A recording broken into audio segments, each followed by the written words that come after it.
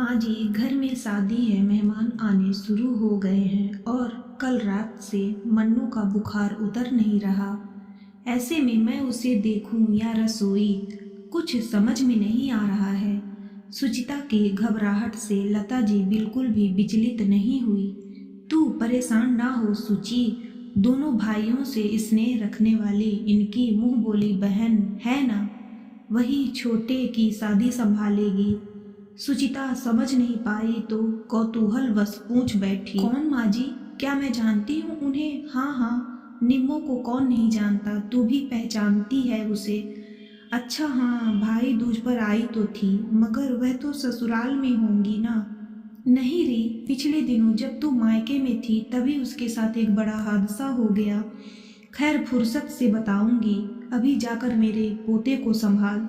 यह कहकर लता जी निम्मो के घर की ओर निकल पड़ी। निम्मो, जिसका असली नाम नीलिमा था, पिता की बड़ी लाडली थी। पिता हरिलाल गांव के प्रधान थे और माँ पक्की गृहस्थन। उनका पूरा दिन अनाज खलिहान सहेजने व मजदूरों से काम लेने में निकलता था।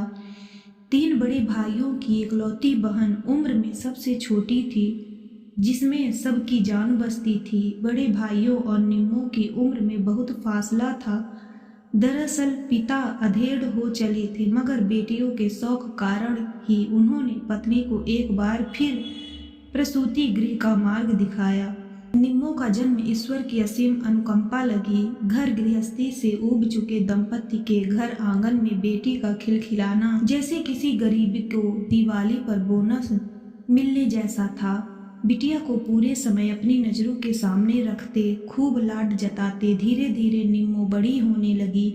भाइयों के साथ जब स्कूल पहुंचती तो मजाल था कि कोई उसकी ओर आंख उठाकर भी देख ले। ये तो लड़के लड़कियां भी बात करने की हिम्मत नहीं जुटा पाती। घर में काम काज के लिए भाभियां थी। स्कूल से आते ही निम्मो बस्ता फेंक कर सो जाती तो माँ या बाबा के जगाने पर ही जागती।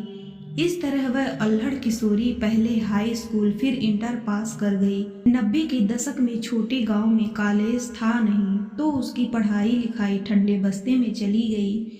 जवान बिटिया को अकेली शहर पढ़ने भेजने से श्रेयस्कर उसका विवाह करना लगा और हरिलाल जी ने धूमधाम से एक सुयोग वर देखकर उसका विवाह रचा दिया। मगर सोचा हुआ कब होता है।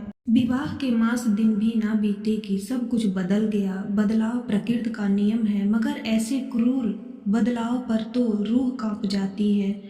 यही सब सोचती लता जी नीलिमा के आंगन जा पहुंची। नीलिमा के चेहरे पर नजर पड़ते ही उन्होंने अपनी भीगी आंखें चुरा ली।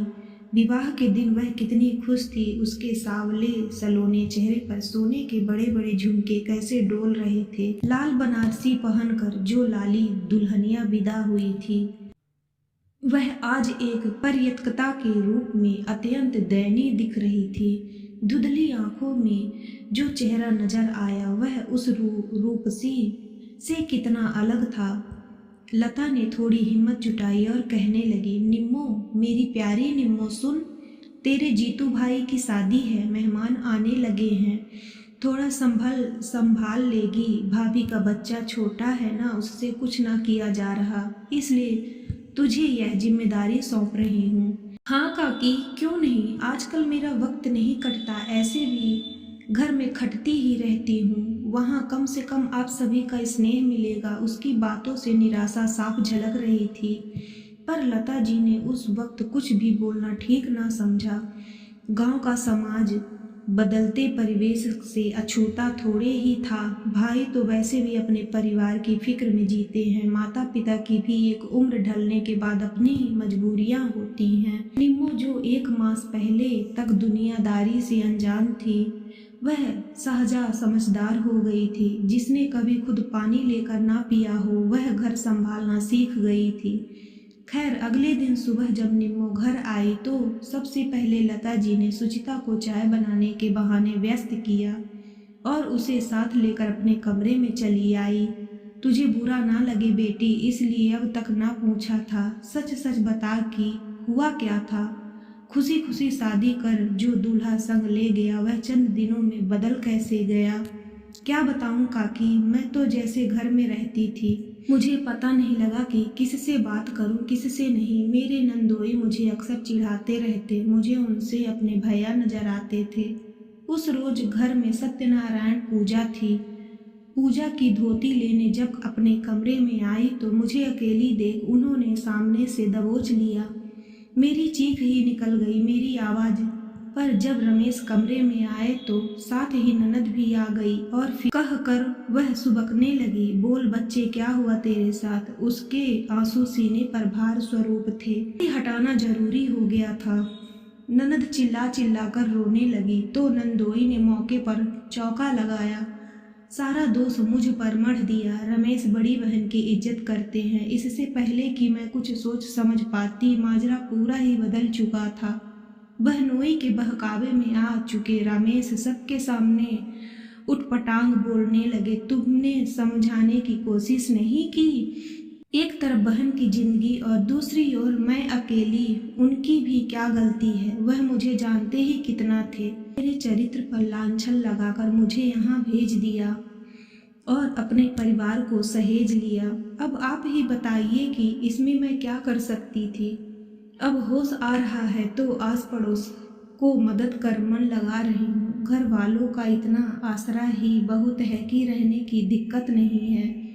मन छोटा ना करो बेटी और नई जिंदगी शुरू करो। जिसने तुम्हारी बात तक ना सुने उससे न्याय की उम्मीद बेकार है। जहाँ कद्र ना हो उस राह जाना ही क्यों। तुम अपने उत्थान में मन लगाओ। उसे ऐसा समझाया मगर उसकी दुख भरी बातें सुनकर सन्न रह गई थी। उन्हें सपने में भी अंदाजा नहीं था कि इतने नाजों में पली लड़की के साथ ऐसा कुछ हो सकता है। यह भली प्रकार समझ गई कि नीलिमा ननद नंदोई के साजिश का शिकार हुई है। दोनों ने मिलकर एक षड्यंत्र रचा और नीलिमा पर चरित्रहीन लांछन लगाकर घर से बेघर कर दिया। यह दोष मायके वालों को अपनी इज्जत पर आंच लगी तो वे हाथ बांधकर बैठ गए। वैसे भी कोर्ट केस और पुलिस जायदाद दिला सकते थे, प्रेम नहीं। सच ही कहा गया है कि स्त्री का जीवन दूध की कटोरे सा होता है। 2 बूंद नींबू का रस उसके अस्तित्व को खराब कर सकता है। उसे सुनकर मन में एक ख्याल बलवती हो गया कि क्यों ना इस गांव की लड़कियों व महिलाओं के उत्थान के लिए उन्हें और शिक्षित किया जाए, उन्हें आर्थिक रूप से आत्मनिर्भर बनाया जाए ताकि भविष्य में वह किसी किस्म की साजिश का शिकार ना हो। वे अपने चरित्र के स्कैनिंग के लिए दूसरों पर निर्भर ना हो, अपने भाग्य के निर्माता स्वयं बने। जीतू के विवाह के कुछ दिन बाद ही लता जी ने नीलिमा के पिता के सहयोग से नीलिमा कार्यशाला की स्थापना की, जिससे गांव की सभी लड़कियां सिलाई कढ़ाई एवं बुनाई की ट्रेनिंग करने लगी। उनके बनाए सामान को बाजार तक पहुंचने का कार्य लता जी के बेटे करने लगे। आखिर क्यों ना करते। वह उनकी मुंह बोली बहन जो थी। नीलिमा के साथ साथ गांव की हर महिला आर्थिक रूप से आत्मनिर्भर होती चली गई।